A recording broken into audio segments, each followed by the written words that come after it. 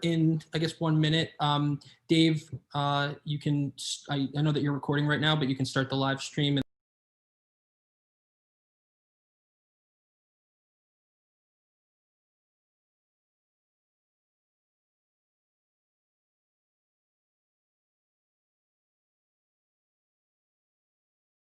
5, 4, 3, 2, 1.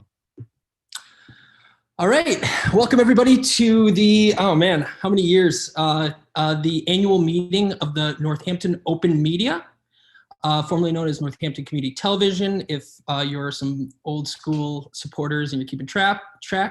My name is Jeremy Whalen. I'm the Vice President of the Board of Directors. Along with me are some board members, Alex Russo, Stan Moulton, Melissa McClung, and some staff, as John Reed, I can't forget John, as well as some NOM staff, David Newland and Liz Walber, as well as a longtime member, Alicia Ralph. So we're going to, in past years, we've had kind of extravaganzas and a lot of different celebrations. This year, we're keeping it low key, trying to socially distance and stay responsible because of the COVID pandemic.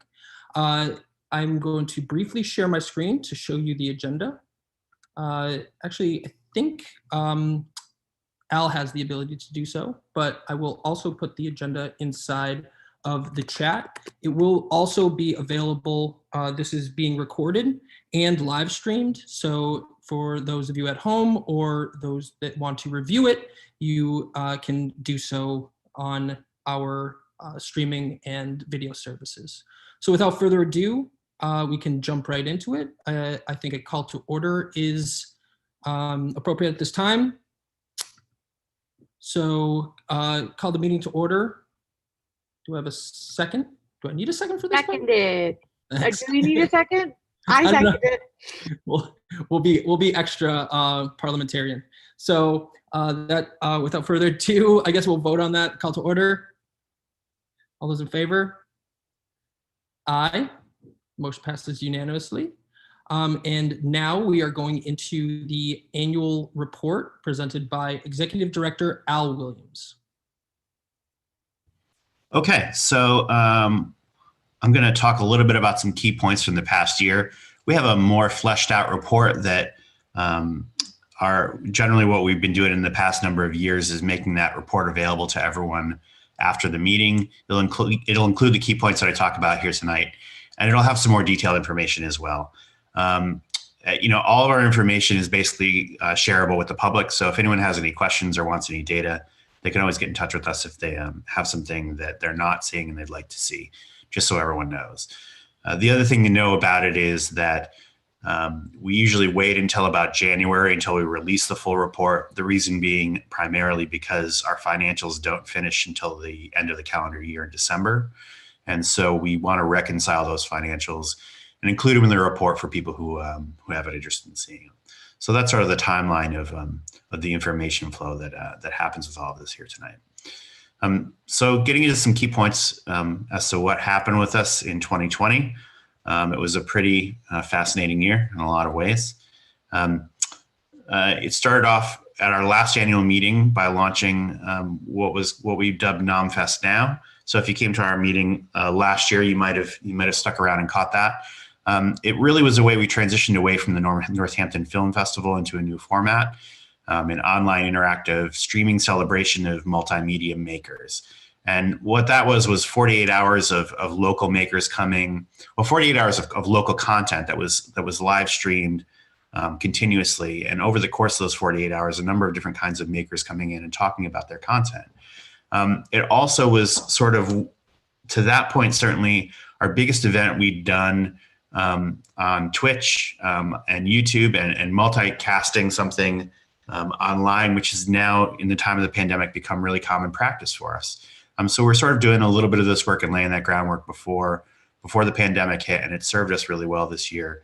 And it's something we've really developed, and I think will continue to develop over the years quite a bit. Another big sort of point of news is that we just this week, in the past week, have finished installing closed captioning on NOM TV channel 15. And that's something we've been working on for quite a long time. Channel 15 is the channel that everyone can watch government meetings on in the city of Northampton. The captioning system also allows us to feed it other programming data. So in the next year, we're going to start retroactively captioning archives of government material, as well as programming in general from membership in our own archives, and moving forward to try to develop a workflow to caption everything moving forward as it appears on the channel. So that's a pretty exciting development for us. It was really helpful. One of the big sticking points was was finalizing sort of fiber runs inside of the city internally that allowed us to get off of the old copper system on Comcast. And so a lot of people have been waiting for this for quite a while. We're really excited to offer this to the public. It really sort of changes the landscape of our accessibility. In November of 2019, we hosted a diversity inclusion training for staff, as well as staff from other community media centers, and with some attendance from other organizational reps from other partners in the 33 Holly space. Shortly after that, we awarded our production grants. And last year, we awarded 7 artist grants in total, which amounted to $11,700 to create short films and public art. Some of those plans and timelines of those grants have shifted a little bit and been somewhat tricky because of the pandemic, but people have moved forward with them, and we sort of granted some people, we're understanding of the circumstances, and some people will probably need another year to finish that material, but a lot of it has been finished, and we continue to move forward with it, and we're going to launch grants again soon. The pandemic hit. NOM locked itself down in March. We focused on the safety of our staff and have been regularly actively checking in with their comfort levels around protocols regarding the pandemic. In June, we began curbside checkout of equipment. That was 2 days a week in which we were open that people could check out and return gear. We used safety protocols to ensure that there was minimal contact between staff members and the community, and also let the gear sit for a period of time so that it could sort of rid itself of any viral instances that it picked up. It's probably not very good language for that, but that continued for a while until this past December 1st, in which we locked down once again curbside checkouts. That's where we are currently, at least till the end of 2020, at which point we'll make another evaluation. We are open to people, and this was true before, or this was true when we were locked down prior as well, that if people have projects, if they have things that they want to work on, and they are timely in nature, or they need some support from us, it's just important that they reach out and contact us, and we'll consider and evaluate what's possible on a case-by-case basis. We still want to resource people. We think it's really important for people to be creating in this time. And the fact that people are in a more confined sort of state of life doesn't shift that fact. NOM covered and recorded more and longer government meetings than at any time of its history in 2020, as the community struggled to deal with circumstances of COVID-19. Some weeks we covered upwards of 30 hours of government bodies at work. There was also an enormous amount of handholding that staff did with government constituencies and beyond, to local nonprofits and community groups and communities of faith who were forced into a learning curve around new technology of remote meetings and events. There was sort of a big adjustment that happened for a lot of workflows and a lot of groups, and a number of those groups really reached out to NOM for help in just understanding technology like Zoom, most commonly, how to run meetings inside of them, how to avoid Zoom bombing. And that was a function that was, I think, essential for us, particularly in the early stages of the pandemic. We dedicated one of our channels, NOM TV, channel 23, to city, state, and national COVID announcements on a constant scroll to help clear lines of communication to the public. In 2020, we won 3 National Alliance for Community Media Hometown Awards for Crowdsourced Cinema Beetlejuice, the Mario Kart Cold Open for the transcripts, and Peeved, which is a 7-day film sprint film by Buttwide Productions. That's the film Peeved by Buttwide Productions is an independent producer. The Mario Kart Cold Open is a student production, and Crowdsourced Cinema, as we do every year, is a community-wide production of independent producers. So we're really happy to see most of those awards, which is typical for us, coming to people who are community members and not necessarily staff productions. And that trend continues with us. We moved production classes to remote learning, and a new group of producers joined us as we held both group training and one-on-one instruction. We established a way to remote view our channels by placing cameras on the return signals so we could monitor them from home. And we began checking out Adobe license keys so members could edit at home on their own computer systems. We transformed Focus Locus, which was previously an in-person monthly screening of local makers, into a mostly weekly, interactively streamed discussion with those makers. So similar to NOM Fest now, Focus Locus became and has become sort of this centerpiece for focusing on people making content in the area and to having conversations with those artists and makers and showcasing them and their work in a live format.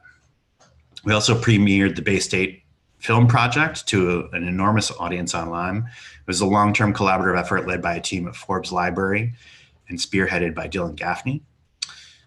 We installed a new broadcast server and master control, which is more reliable and which has better software.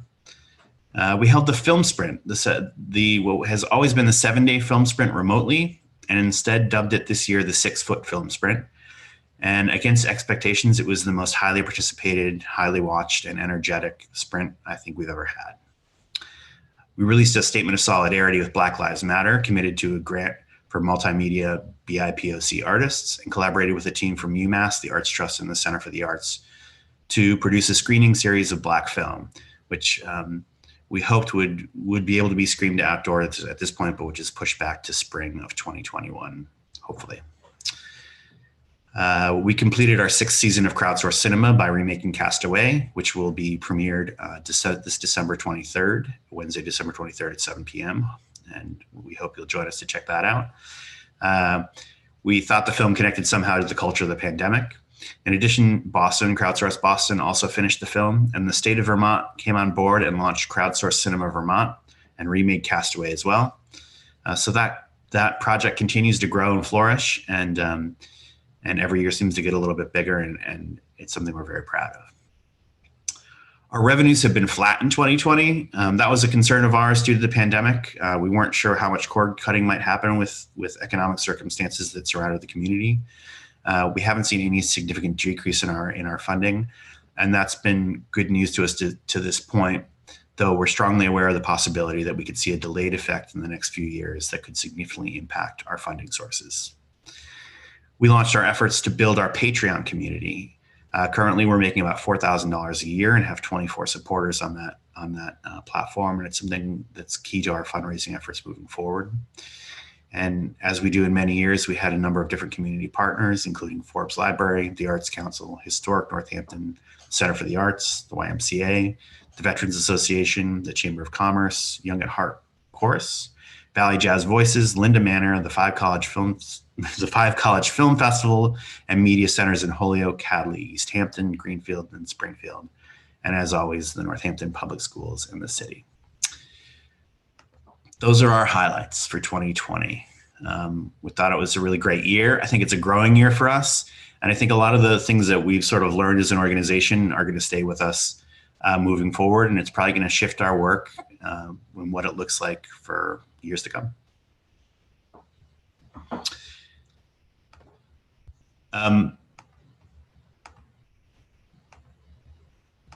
As a next note, it's a tradition at our annual meeting to give out our annual Producer of the Year awards. And we haven't contacted, and those producers are not here currently, but we do want to mention the winners of those awards. There are 2 award winners for Producer of the Year this year, and those are Tim Lovett, who produces Comedy as a Weapon and The Quarantine Call, which is a weekly call-in show online, and Sophie Taylor of Saltbox Films and 413 Art. We're going to reach out to Tim and Sophie and hope to feature them on an episode of Focus Locus to show their work to the community. Sophie's already had some work on Focus Locus in the past and have conversations with them. They've done a lot of great work this year. We're really happy that we've been able to help them realize their visions. In addition to that, we're giving out this year what we're terming Essential Makers Award. And those awards are for Annie Thompson of the school committee and Laura Kressler of city council.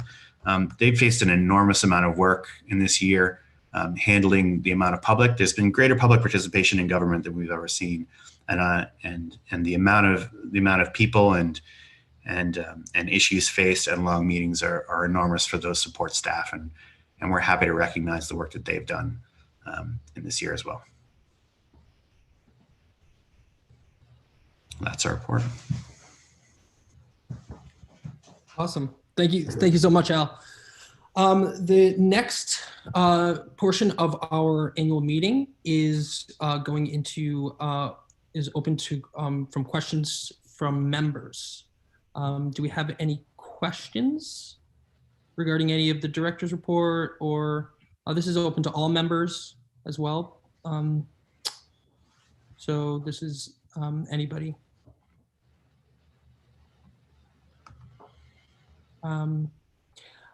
Just from kind of comments, it's more of a comment than a question, but I just wanted to, 2020 has been a really crazy year, and it's going to be notable in all of our lives.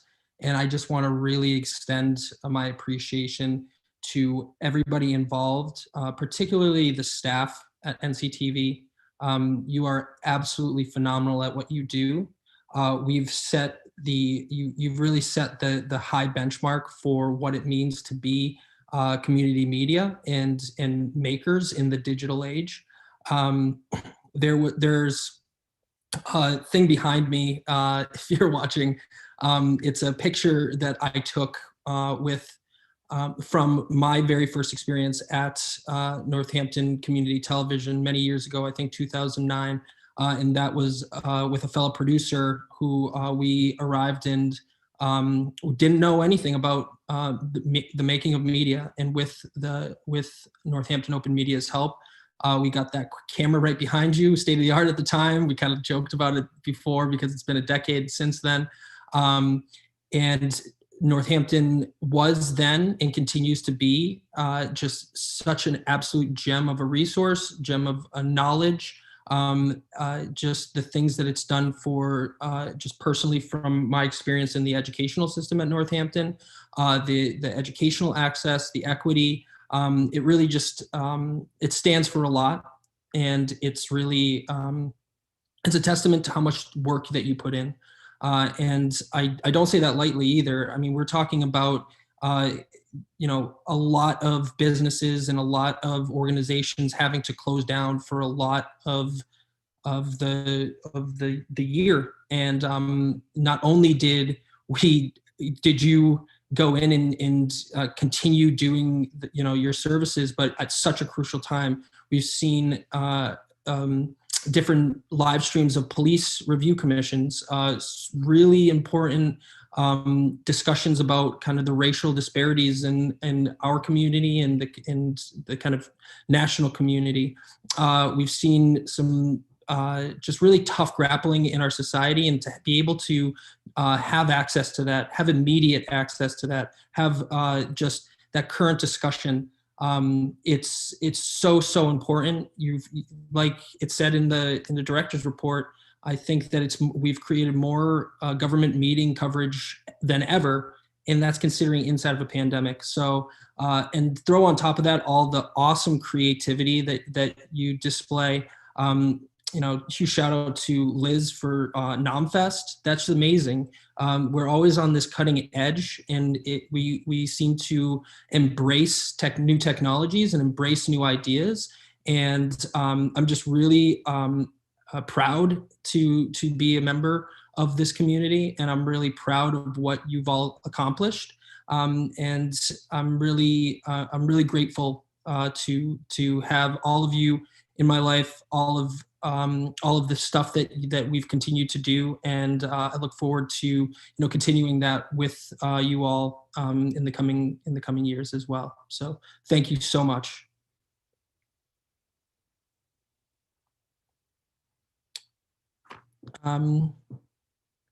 Cool.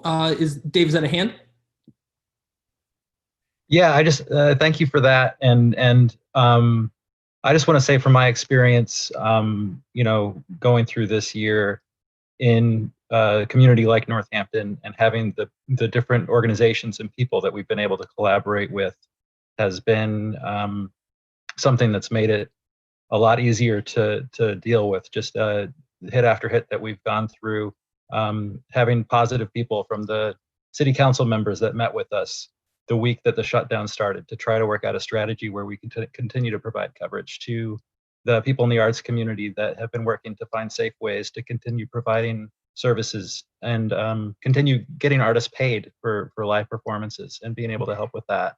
And to the board and Al for showing the compassion to look out for the safety of the community members and the staff, and try to anticipate where this thing is going to go next. And it's, for me personally, it's been a positive year in that we've been able to tackle a lot of really difficult things in a forward thinking and most of the time successful way. And so yeah, thank you for those words, but also thanks to everybody that's helped to make all this happen.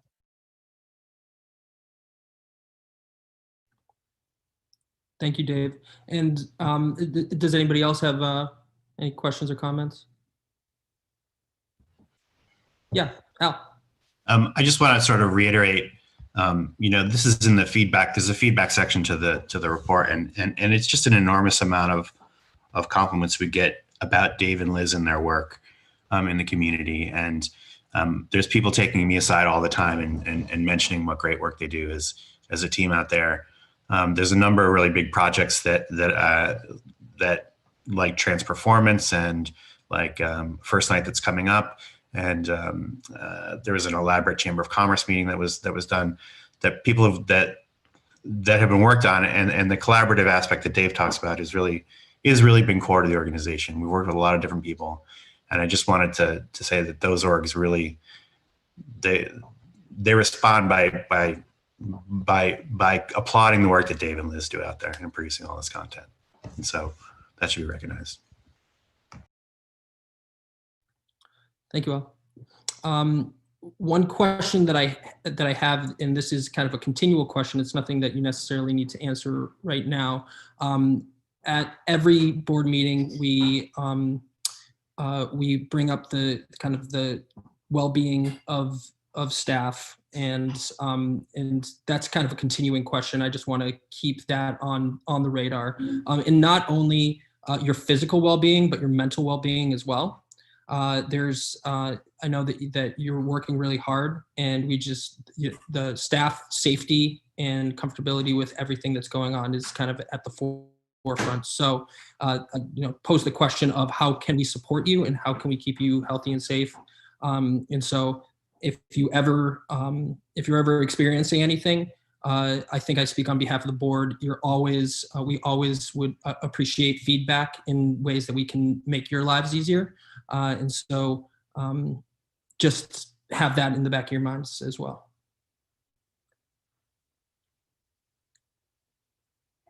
Okay, so I think we are through with the questions from members.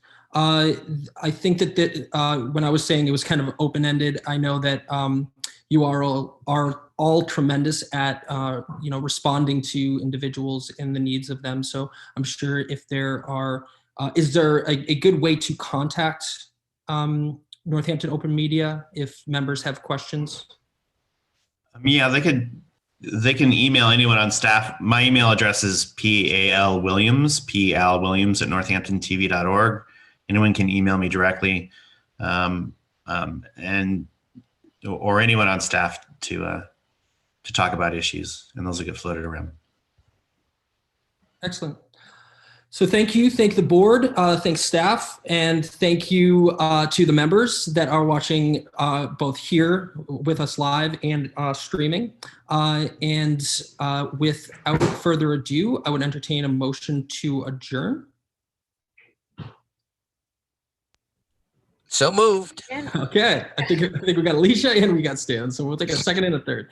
And we got the butcher's knife in the hand too, so it's probably the best eye I've seen thus far. All those in favor? Aye. Aye.